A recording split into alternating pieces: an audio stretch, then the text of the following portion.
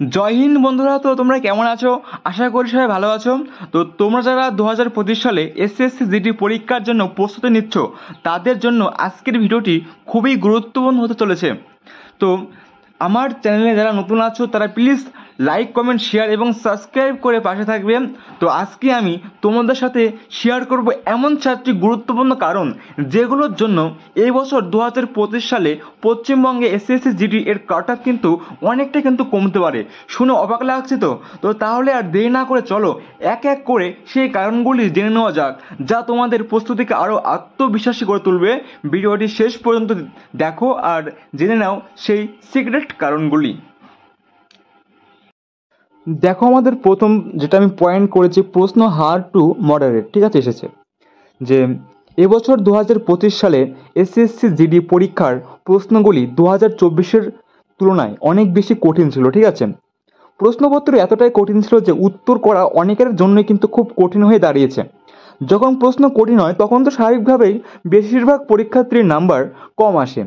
আর যদি বেশিরভাগই নাম্বার কম আসে তাহলে পাশের জন্য যে সর্বনিম্ন নাম্বার কাট অফ দরকার হয় সেটা কর্তৃপক্ষ কমিয়ে দেবে, ঠিক আছে। না হলে খুব কম সংখ্যক প্রার্থী উত্তীর্ণ হতে পারবে।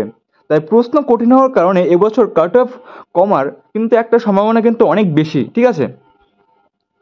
এখন আমরা যাই যে 2 নম্বর, যেটা আমি পয়েন্ট করেছি যে বেশি শূন্যপদ, কম কাট অফ, ঠিক আছে। যে 2024 সালের তুলনায় 2025 সালে শূন্যপদের সংখ্যা প্রায় 7,690টি বেড়েছে, ঠিক আছে। কারণ 2024 সালে যেটা আমাদের ছিল ভ্যাকান্সিটা প্রায় 46,000 সামথিং ছিল, ঠিক আছে। কিন্তু এখন কিন্তু বন্ধুরা প্রায় 53,000 প্লাস কিন্তু আমাদের কিন্তু ভ্যাকান্সি, ঠিক আছে। তো যে আর বেশি প্রার্থী নেওয়ার জন্য পাশের সর্বনিম্ন নাম্বার কিন্তু কমানো হবে। এর কিন্তু একটা প্রভাব কিন্তু পড়বে যে বেশি শূন্যপদ, ঠিক আছে। যেটা আমি 3 নাম্বার পয়েন্টে রেখেছি যে 2024 সালে রানিংয়ের জন্য বেশি সময় পাওয়া, ঠিক আছে। দেখো, গত বছর দৌড়ানোর জন্য যারা সুযোগ পেয়েছিল তারা প্রায় 6 মাসের বেশি সময় পাওয়ায় ভালোভাবে প্রস্তুতি নিতে পেরেছিল, ফলে বেশি সংখ্যক পরীক্ষার্থী দৌড়ে পাস করেছিল। কিন্তু এবছর যারা দৌড়ানোর সুযোগ পাবে তারা হয়তো এত বেশি সময় পাবে না, তাই দৌড়ে পাশের সংখ্যা কম হতে পারে। এর প্রভাব কিন্তু কাট অফের ওপর পড়তে পারে, কারণ কম সংখ্যক প্রার্থী পরের ধাপের জন্য নির্বাচিত হলে কাট অফ কম রাখার কিন্তু প্রয়োজন হতে পারে, ঠিক আছে। তো এটা কিন্তু একটা ভাইটাল কিন্তু একটা পয়েন্ট, ঠিক আছে। নেক্সট দেখো 4 নাম্বার যেটা রেখেছি পয়েন্ট আমি, যে কম সংখ্যক পরীক্ষার্থী পরীক্ষা দিয়েছে, ঠিক আছে। যে 2024 যে হারে আমাদের পরীক্ষার্থী পরীক্ষা দিয়েছিল, কিন্তু 2025 সালে কিন্তু একটা উল্টো হয়ে গেছে, ঠিক আছে। যে এই বছর যতজন পরীক্ষার্থী ফর্ম ফিল আপ করেছিল তাদের মধ্যে অনেকেই পরীক্ষায় অংশগ্রহণ করেনি। এর মানে হলো প্রতিযোগিতা কিছুটা কমেছে। কম সংখ্যক পরীক্ষার্থী থাকলে কাট অফ কমার সম্ভাবনা কিন্তু থাকে। তো দেখো বন্ধুরা, যেটা আমি 5 নাম্বারে রেখেছি পয়েন্ট, যে পুরনো পরীক্ষার্থীদের নাম্বারের পরিবর্তন। পুরনো পরীক্ষার্থীদের নাম্বারের পরিবর্তন। দেখো বন্ধুরা, যারা গত বছর 110, 120 বা 130-এর মতো নাম্বার পেয়েছিল তারা এবছর 90, 80, 75, 95-এর মতো কিন্তু নাম্বার পেয়েছে। এটা কিন্তু আমরা দেখছি। তো এর মানে হলো প্রশ্নপত্রের ধরন বা কাঠিন্য বদলেছে, ঠিক আছে, যার ফলে ভালো প্রস্তুতি থাকা সত্ত্বেও অনেকের নাম্বার কিন্তু কমেছে। এটা স্পষ্ট ইঙ্গিত দেয় যে এই বছর কাট অফ কম হবে, একদম 100% শিওর, ঠিক আছে। কাট অফ কিন্তু কমবেই। দেখো বন্ধুরা, 6 নম্বরে যেটা আমি রেখেছি পয়েন্ট, হাইট শর্ট পরীক্ষার্থীর অংশগ্রহণ, ঠিক আছে।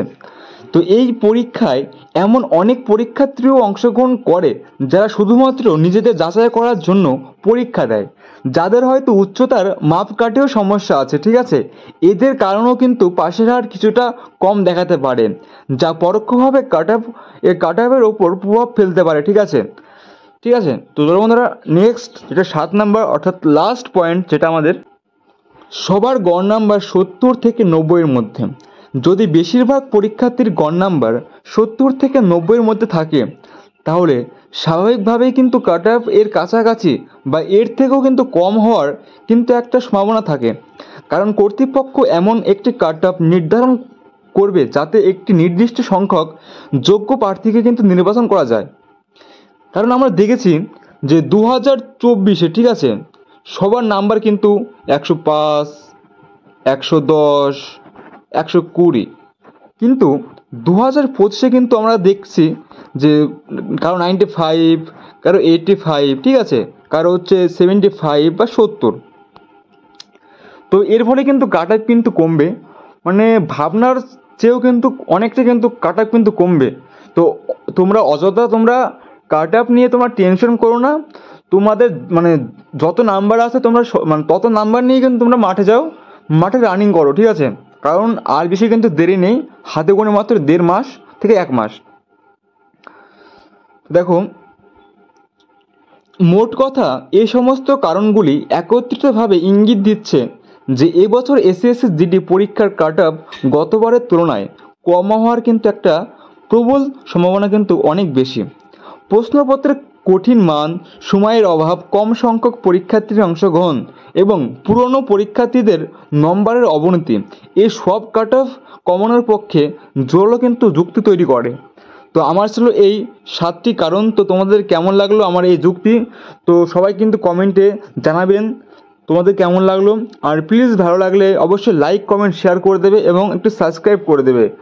তো নেক্সট ভিডিওতে আমি তোমাদের আনবো যে পশ্চিমবঙ্গে তোমার বিএসএফে কত কাট অফ যাবে এবছর 2025 সালে।